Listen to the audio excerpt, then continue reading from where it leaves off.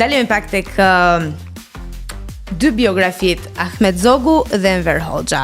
Ju e përmendët edhe më herët dhe cituat, në fakt është e dukshme dhe të gjithë e di, mjafton me një kërkim të thjeshtë. Enver Hoxha, Blendi Fevziu na dalin të gjitha shkrimet që janë bërë për këtë libër tuaj. Megjithatë, cila është e preferuara juaj me kohën mes këtyre dy biografive?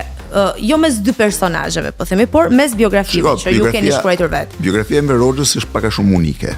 Biles gazetari italian që ka publikuar artikullin disa ditë më parë, pikërisht të thoshte që si shpjegohet që ky njeri ka pasur kaq influencë në historinë e Shqipërisë, ka dominuar themi nga 115 vjet sa i bie tani 113 vjet të historisë së Shqipërisë, ai ka dominuar gati gjysmën. 41 vite ose 1/3, po 40 duke qenë gjallë dhe 46 me ideologjinë e tij, po të fusesh dhe i pjesë të luftës që ai prap dominonte, kishte shkon gati një gjysmë shekulli.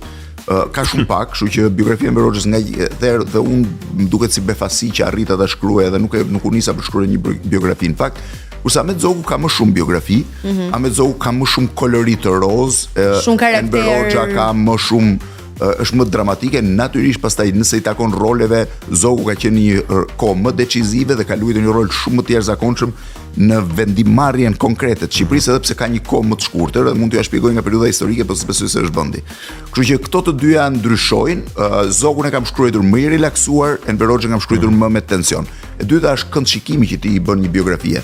Për shembull, mund bëja një biografi për Enver Hoxhës parë vetëm nga raportet me ndërkombëtarët, me Bashkimin Sovjetik, Jugoslavinë, Kinën. Mund bëja një gjë të Zogut parë në raportet me Italinë. Ndërkohë unë kam parë Enver Hoxhën parë në marrëdhëniet e brendshme të Partisë Komuniste, pra në raportet me bashkë themeluesit e partisë dhe me njerëzit e afërt me bashkëpunëtorët e tij, ndërsa Zogun e kam parë më në kënd të gjerë, e kam pasur një rrugtim historik.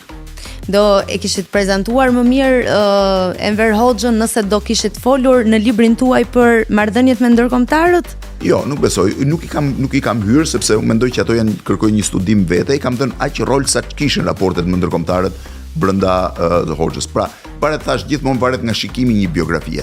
Se ti mund të bësh një biografi të titulluar Enver Hoxha dhe fuqitë e mëdha, po themi, dhe flet vetëm për ndërkombëtarët. Ky imi mund titullohet më mirë Enver Hoxha brenda Partisë Komuniste, ose si e mori dhe konsolidoi pushtetin Enver Hoxha brenda Partisë Komuniste. Ky ka qenë këndshikimi sepse është dhe më spektakolar, më i dhimbshëm, më dramatik se sa raportet me ndërkombëtarët.